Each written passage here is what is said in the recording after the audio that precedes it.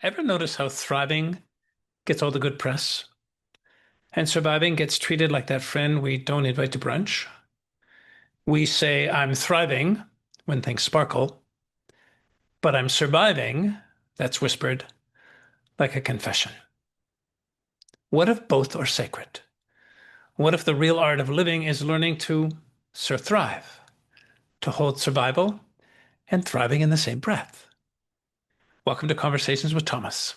I'm your host, Thomas Kevin Dolan, speaking from the island of Oahu, the ancestral home of the Kanaka Maoli, whose wisdom, resilience, and aloha still pulse through every wave, every wind, every breath of this place. Today, we're exploring that in-between space, the messy, miraculous middle, where surviving and thriving aren't opposite, but dance partners. Let me chat about, I'm calling this SurThriving 101, because here's the thing. Survival isn't a dirty word. It's biology. The brain's first job isn't to make you happy. It's actually to keep your ass alive. Psychologist Dr. Thema Bryant, past president of the American Psychological Association, says this: healing is not becoming the version of yourself who escaped the fire. It's becoming the one who made it through, still carrying your joy.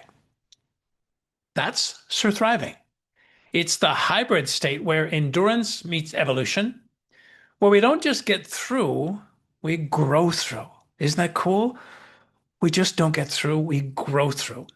And yet, most of us carry a low-grade shame about survival. We post our highlights and hide our holding patterns. As a little boy growing up, we were in survival mode all the time. Welfare was how it is that we survived. And I remember learning to be so ashamed of being on welfare.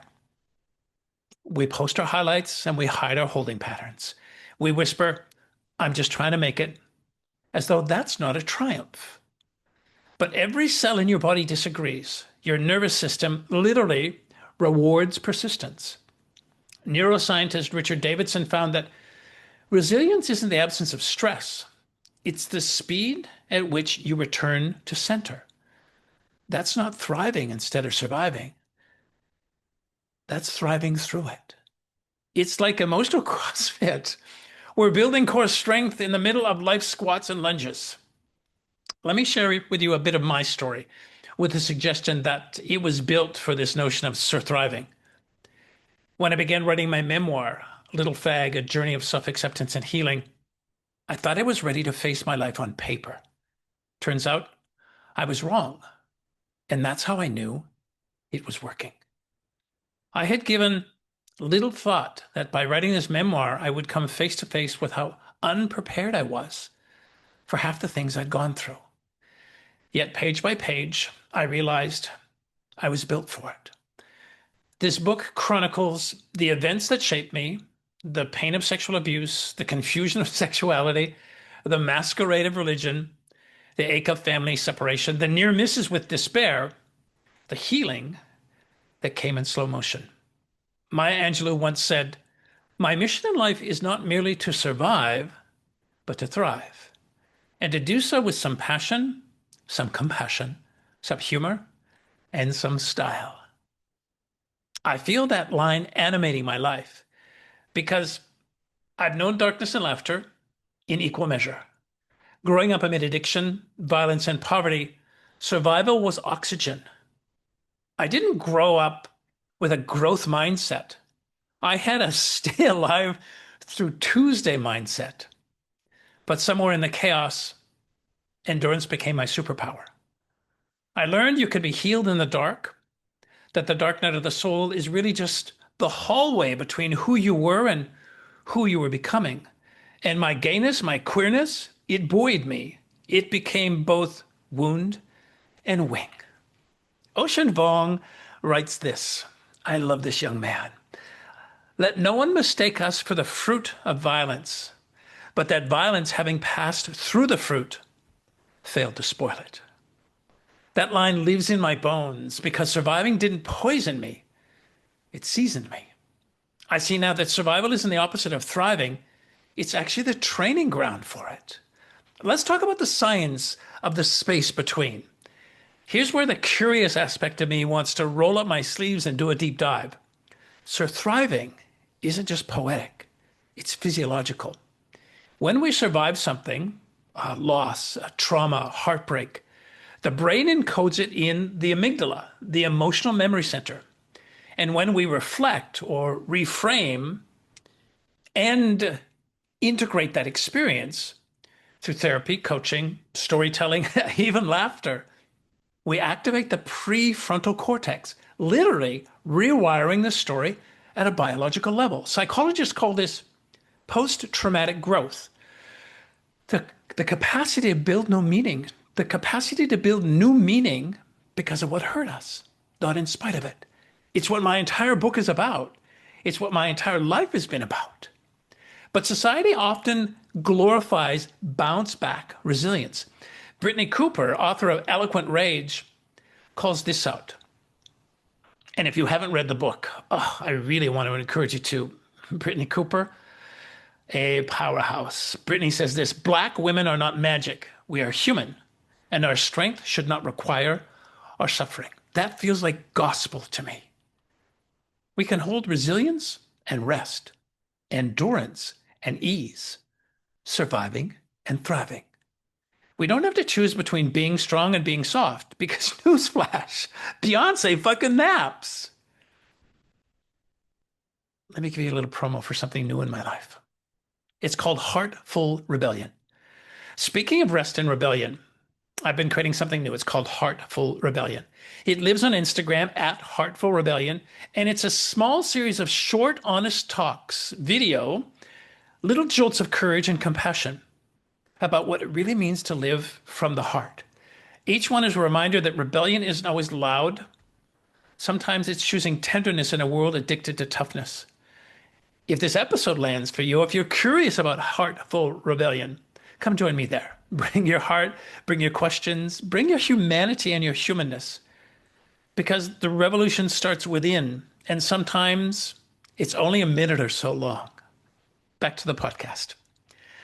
A couple of practices. SurThriving. It's a tough one for me to say. SurThriving practice number 1. I call it the Daily Debrief. It's actually really funky. So how do you thrive in real life? Beyond the hashtags and the heart emojis, here's a practice that helps me. I call it the Daily Debrief. And it's really quite lovely and really friggin' brave to do. Every night before bed, take 2 minutes. That's it. Just 2 minutes to ask yourself 3 questions. The first, what tried to take me out today? Isn't that cool? What tried to take me out today? The second, what helped me stay in? And the third, what did I learn about my own capacity? This simple act trains your nervous system to recognize progress over perfection. You start to see yourself not as barely cooping. That's funny. You start to see yourself not as barely coping, but as actively adapting. See, there's mess and there's laughter. Oh my gosh. Neuroscience calls this neuroception of safety, actually. The body realizing, hey, I made it. I'm safe now. That's how survival becomes wisdom, just like I did by fucking up my own script. Rachel Cargle, author of Renaissance of Our Own, says rest is not a reward for having survived. It's the ecosystem in which we heal. The daily debrief is rest in reflection form, a way to honor your endurance without needing a gold star, or for me as a little elementary school Catholic boy, a holy sticker. So thriving practice number 2, I call this the joy of rebellion, because thriving isn't always grand. Sometimes it's coffee in the sun after a storm. Sometimes it's dancing in your kitchen like you're headlining Coachella, but only your cat knows. Tracee Ellis Ross said, joy is not naive. Joy is a decision, sometimes a radical one. The joy of rebellion is choosing joy not after you heal, but as you heal. It's laughing in the middle of the mess. It's daring to create comfort instead of waiting for the chaos to stop. You don't have to earn ease. SurThriving means knowing that pleasure, creativity, and laughter aren't distractions from healing. They are healing. I'm laughing at myself because that mess up, I really want to go back and redo it, but I'm not going to because that's healing for me. That's allowing me to have you see my messy middle. And yet there's a part of me that wants to put on a mask I call perfection or holier than thou, or what's the other one? The other one is I got it all figured out. I'm not going to put those masks on. I'm going to stay with this idea of my messy middle and my laughter to heal for me. I digress. And here's the science that back it up. Dopamine and serotonin, your brain's thriving chemicals, rise not only during success, but during small, repeated acts of delight. So yes, singing in the shower counts as trauma recovery. Let's chat about integration. I call it the space we make. So thriving isn't a state you reach. You got to get that. Surviving isn't a state you reach. It's a rhythm, right? It's a rhythm you learn. One breath of survival, one breath of thriving, inhale grit, exhale grace. And maybe that's the real practice. Learning to stop pathologizing survival. There's nothing wrong with it. I wish I'd known this in junior high school when those horrible children came at me with this idea that you're on welfare. All you Dolans are welfare folks. I can't even remember what they said, but it was so mean. They were pathologizing our family's ability to survive. And it's not something that I do anymore. To see survival, to see it as divine proof of life, to honor it as part of what God is here, so that the thriving part of us could move us forward. So when I look back now at the boy who didn't know if he'd make it out alive, I don't pity that little guy. I thank him. He actually built the floor I get to dance on. Isn't that great? So let me close with this reflection. So wherever you are right now, if you're holding it together with duct tape and hope, that's actually holy work. You're already SurThriving. And if it feels easy for a moment, don't wait, the expression, right? The other shoe is going to drop. If life feels easy for a moment, don't wait for the other shoe to drop. Dance with both fucking shoes on. SurThriving is the middle ground where humanity meets humor, where scars become stories, and where survival is not shameful. It's really sacred.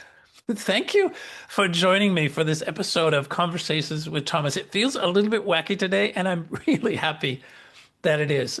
If today's wacky conversation stirred something in you, maybe it's time to begin one of your own. I can support you in that. You can find me at thomaskevindolan.com and on Instagram again at Heartful Rebellion, where the next small rebellion of heart is actually probably already waiting for you. I'm the producer.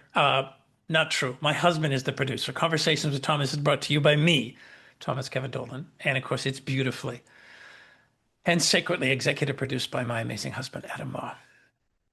I want to invite you to think of this show as a heart-to-heart with a side of science. It's meant to feed your curiosity and tend your mental health garden. But if you need deeper care, please reach out to a licensed therapist, counselor, certified coach, or doctor. What I share here is nourishment for reflection, not a replacement for professional support. So until next time, thank you for being here. I want to invite you to keep living, leading, and loving, and of course, do that from your gorgeous heart.